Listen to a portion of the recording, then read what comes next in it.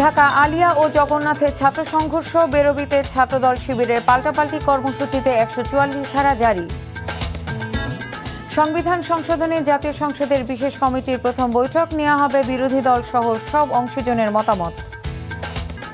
২ সপ্তাহেও গ্যাসের সংকট কাটেনি, গ্রাহক ভোগান্তি চরমে, শিল্প কারখানায় উৎপাদন বিঘ্নিত।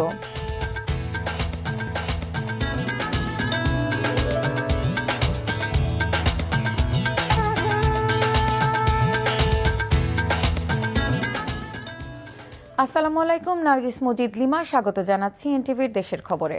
আইগ্যাস ইউনাইটেড শিরোনাম দেখছিলেন, এবার পুরো খবর।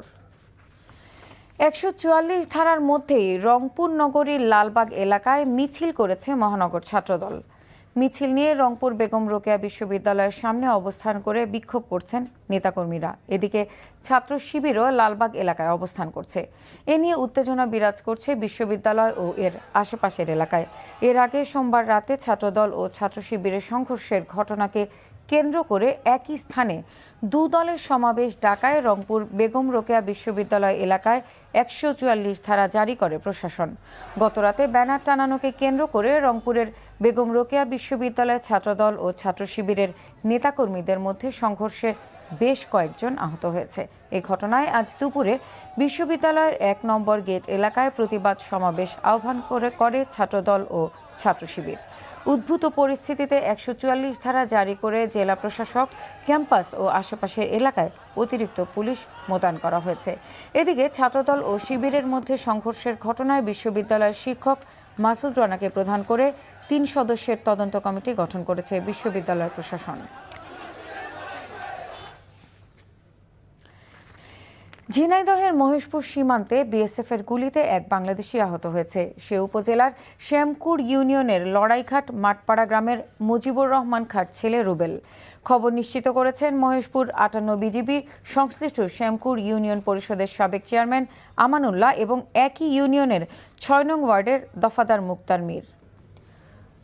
সাতক্ষীরায় ব্লিস হাসপাতালে অক্সিজেন সিলিন্ডার বিস্ফোরণে অগ্নিকাণ্ডের ঘটনা ঘটেছে। প্রত্যক্ষদর্শীরা জানায়, দুপুরে হাসপাতালের নিচের অংশে হঠাৎ বিকট শব্দে বিস্ফোরণের ঘটনা ঘটে। খবর পেয়ে ফায়ার সার্ভিসের ৪টি ইউনিট দ্রুত ঘটনাস্থলে পৌঁছে আগুন নিয়ন্ত্রণে আনে। আগুন লাগার পর হাসপাতাল জুড়ে আতঙ্ক ছড়িয়ে পড়ে। ওই সময় নিরাপত্তার স্বার্থে রোগীদের বের করে অন্য হাসপাতালে স্থানান্তর করা হয়।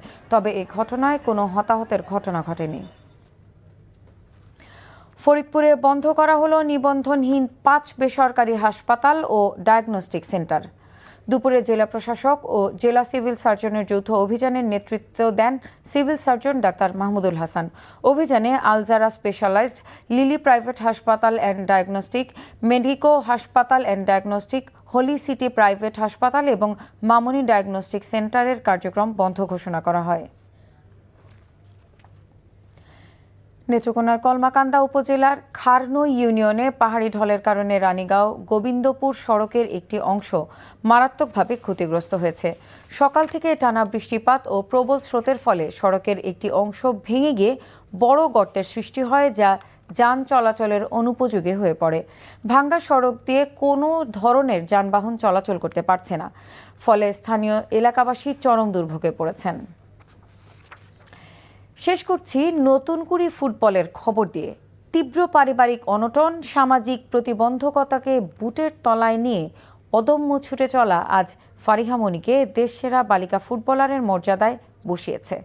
এবারের নতুন কুড়ি ফুটবলের টুর্নামেন্ট সেরা পুরস্কারের জিতে বাংলাদেশের জার্সিতে খেলার স্বপ্নে বিভোর ফারিহা মনি।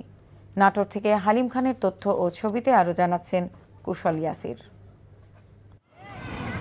নাম ফারিয়া আক্তার মনি, তবে সবাই ডাকে ফারিয়া মনি বলে। নাটোরের লালপুরের নান্দগ্রামের দামালেই বালিকার জীবনটা যেন পল্লীকবি জসিমউদ্দিনের আসমানির মতোই। বাবা প্রতিবন্ধী, সড়ক শ্রমিক, মা টেনে নিয়ে চলেছেন সংসার। সেখানে মেয়ের ফুটবল খেলা তাদের চোখে বিলাসিতা, কিন্তু ফুটবল তার নেশায়, রক্তে। প্রাথমিক বিদ্যালয়ের হাতেখড়ি ফুটবলে এখন ৭ম শ্রেণীর ছাত্রী। পরিবারের নিষেধ, স্বজনদের আপত্তি, দু পায়ে মারিয়ে ফারিয়া মনি এখন দেশসেরা বালিকা ফুটবলার। এবারে নতুন করে ফুটবলে রাজশাহী বিভাগের হয়ে লড়েছেন, মাঠ জুড়ে হয়েছেন টুর্নামেন্ট সেরা। প্রথমে যাই আমরা টাইব্রেকারে জিতছিলাম, সেদিনই আমার প্রথম মাঠে নামা। তো একটা মনের মধ্যে অন্যরকম মানে অনুভূতি হচ্ছিল যে আমি ফুটবল খেলছি। আমার ভবিষ্যতের পরিকল্পনা আছে জাতীয় টিমে খেলা, বাংলাদেশের লাল সবুজ জার্সিতে খেলা। মেয়ের সাফল্যে উচ্ছ্বসিত পরিবারের সদস্যরা। আমার মেয়েটা প্রধানমন্ত্রী নিজে মাথার হাত বুলিয়ে দিচ্ছে বা ক্রীড়ামন্ত্রী আমার মেয়েটা যে আশ্বাস বুলিয়ে দিচ্ছে, তো মনের মধ্যে এখন তার জন্য খুবই আনন্দ বা খুবই ভালো লাগতেছে। ফারিয়া মনি এখন হয়ে উঠেছেন গ্রামের মধ্যমণি। সংগ্রামী জীবন ছাপিয়ে অদম্য এই ফুটবল কন্যা জাতীয় দলের হয়ে লাল সবুজের পতাকা ওড়াতে চান বিশ্বের দরবারে।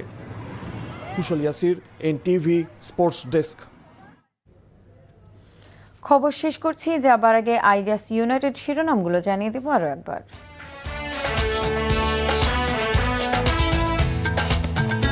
ঢাকা আলিয়া ও জগন্নাথের ছাত্র সংঘর্ষ, বেরোবিতে ছাত্রদল শিবিরের পাল্টাপাল্টি কর্মসূচিতে 144 ধারা জারি। সংবিধান সংশোধনে জাতীয় সংসদের বিশেষ কমিটির প্রথম বৈঠক, নেওয়া হবে বিরোধী দল সহ সব অংশীজনের মতামত। আজ 4 আগস্ট গণ অভ্যুত্থানে মাগুরা, পাবনা ও শেরপুর হত্যাকাণ্ডের বিচার দাবি, জুলাই স্মৃতি জাদুঘর উদ্বোধন কাল। 2 সপ্তাহেও গ্যাসের সংকট কাটেনি, গ্রাহক ভোগান্তি চরমে, শিল্প কারখানায় উৎপাদন বিঘ্নিত। এই ছিল দেশের খবরে। এই খবরে ভিডিও সহ আপডেট জানতে ভিজিট করুন NTV অনলাইন www.ntvbd.com। এছাড়াও NTVর জনপ্রিয় সব অনুষ্ঠান ও খবরের আপডেট জানতে ভিজিট করুন আমাদের ইউটিউব ও ভেরিফাইড ফেসবুক পেজে। 6টা ইভিনিং নিউজ দেখার আমন্ত্রণ রইল। ধন্যবাদ সবাইকে।